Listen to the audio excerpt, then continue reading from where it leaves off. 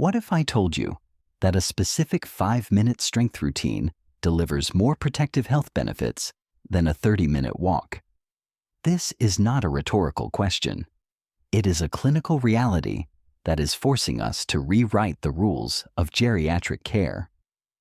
A major analysis published in The Lancet Public Health has reported that older adults who prioritized brief, targeted resistance exercises experienced significantly lower hospitalization rates and preserved their independence far longer than those who relied solely on walking. The data is clear. 5 minutes of high-quality neuromuscular stimulation outperforms 30 minutes of low-intensity walking when it comes to the metrics that actually keep you out of a nursing home. While walking is excellent for cardiovascular maintenance, it fails to stimulate the type 2 fast-twitch muscle fibers required to arrest a fall or rise from a chair. These are the first fibers to atrophy with age, and walking simply does not provide the intensity needed to preserve them. The study findings were startling because they broke down the barrier to entry that stops most seniors. 91% of participants could perform these functional movements immediately, regardless of their current fitness level or physical limitations. This means we are discussing a protocol that requires no gym, no equipment, and only 5 minutes of your day to fundamentally alter your aging trajectory. Before we dissect the physiology of these movements, I want you to pause and leave a comment below. Tell me your age and the one physical activity you have avoided recently because you no longer trust your body to do it safely. I read these comments personally to understand the functional challenges my audience is facing. If you haven't subscribed yet, do so now because we are sharing daily medical strategies to help you age with autonomy. We begin this protocol by targeting upper body reaction time with the wall push-up with an isometric hold. In my practice, I do not prescribe this for muscle size. I prescribe it for safety and neuromuscular efficiency. A study in the Journal of Strength and Conditioning Research demonstrated that resistance exercises like this can improve upper body strength by over 30% in seniors. But the critical factor is the tempo and the engagement of the mechanoreceptors. When you stumble, your ability to prevent a traumatic head injury depends entirely on how fast your arms can react to stabilize your weight. The secret here is the isometric hold. You stand an arm's length from the wall, lower yourself slowly over 2 seconds, and hold the bottom position for 3 to 5 seconds. This static pause forces your proprioceptors, the body's position sensors located in the joints and connective tissue, to recalibrate. You are training your nervous system to remain stable under tension.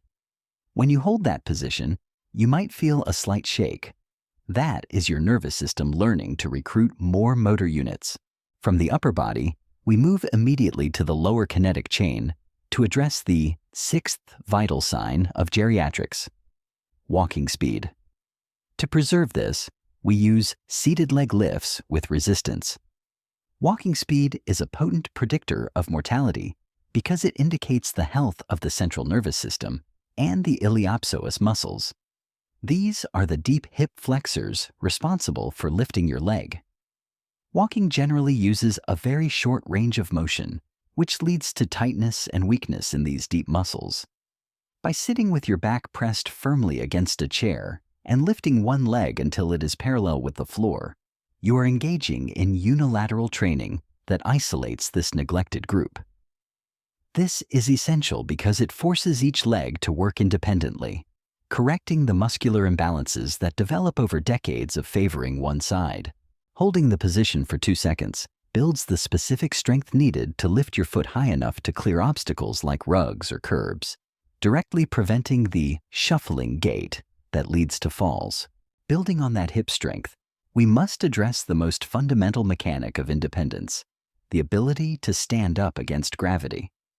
The loss of the sit-to-stand ability is often the primary reason seniors are moved into assisted living facilities. To prevent this, we utilize the modified squat to chair. From a biomechanical standpoint, this movement recruits the body's largest muscle groups, the glutes, hamstrings, and quadriceps, working in concert with the lumbar stabilizers.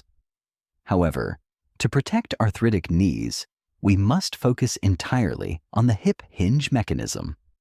You must initiate the movement by pushing your hips backward, as if closing a car door with your glutes, rather than bending the knees forward. This shifts the mechanical torque away from the knee joint and into the powerful posterior chain muscles, which are designed to handle heavy loads. The neurological benefit comes from a technique we call touch and go. You lower yourself for 3 controlled seconds until you barely brush the chair, but you do not sit and you do not relax. You immediately reverse the direction. This constant tension creates a hypoxic environment in the muscle that stimulates the release of growth factors, but more importantly, it stimulates the motor cortex. We are effectively rewiring your neural pathways to perform this action more efficiently. We recommend starting with 5 repetitions and focusing on control rather than depth. The goal is to master the pattern of hip dominance so that every time you stand up in your daily life, you are strengthening your body rather than straining your knees. Moving down the anatomy, we encounter the peripheral heart, the calf muscles. We call them this because the gastrocnemius and soleus muscles play a critical role in the venous pump mechanism, pushing deoxygenated blood back up to the heart against gravity. Weak calves lead to venous stasis, poor circulation, swelling, and increased risk of blood clots. However, beyond hemodynamics, calf strength is the single best predictor of whether you can recover from a perturbation or stumble. When you lose balance, your body's first reflex is a rapid plantar flexion, pushing the toes down to stabilize. If the calves are weak, this reflex is too slow to save you. To target this, we use standing heel raises with a balance challenge. You rise onto the balls of your feet, but the medical intervention is in the hold at the top. We require you to balance for 3 seconds while looking straight ahead, not down at your feet. This removes visual references and forces your vestibular system, the inner ear balance mechanism, to work harder. The vestibular system naturally degrades with age, leading to dizziness. But this exercise rehabilitates that system by integrating it with ankle stability. The lowering phase must take 3 full seconds, as this eccentric loading is where tendon stiffness and strength are built.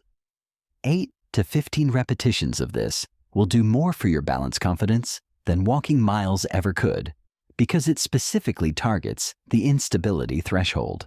We conclude the routine with the most neurologically complex movement, the bird dog hold progression.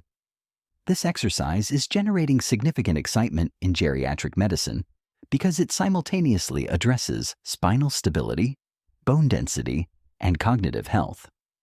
The movement involves balancing on hands and knees while extending the opposite arm and leg. This cross-crawl pattern mimics the natural diagonal rotation of the spine during walking, engaging the deep stabilizers like the multifidus and transverse abdominis without placing dangerous compressive loads on the intervertebral discs.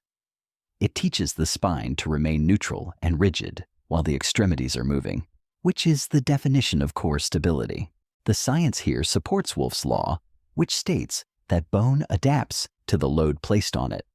The tension created by extending the limbs provides a safe, osteogenic stimulus to the vertebrae and hips, signaling the body to retain bone mineral density. Furthermore, the coordination required to balance in this position has been linked to neurogenesis, the growth of new brain tissue. We are essentially asking the brain to solve a complex motor puzzle involving balance, proprioception, and muscular endurance simultaneously. The goal is a straight line from fingertip to toe, holding for 5 seconds per side. We perform 4 repetitions per side. This is the only exercise that targets core strength, balance, and cognitive processing in a single action, effectively anti-aging the brain's motor control centers. When you look at this protocol, you see a comprehensive medical strategy compressed into 5 minutes. Wall push-ups for reaction time, leg lifts for gait velocity, squats for functional independence, heel raises for circulation and balance, and bird dogs for spinal health. This routine should be performed daily or at minimum 4 times a week. The key is not perfection, but progression. It does not matter if you have to modify the movements initially. What matters is that you are providing the necessary stimulus to your neuromuscular system to reverse the signaling of decay. I want to emphasize that the biggest barrier to health is not physical capacity, but consistency. This 5-minute routine removes the friction of time and equipment. It is a scientifically validated method to pause the biological clock on frailty. I encourage you to start today, right where you are. Listen to your body, respect your limits, but challenge your stability. Please share your progress in the comments so we can continue to support your journey toward a stronger, more independent life. Thank you for watching, and remember that your independence is an asset worth fighting for every single day.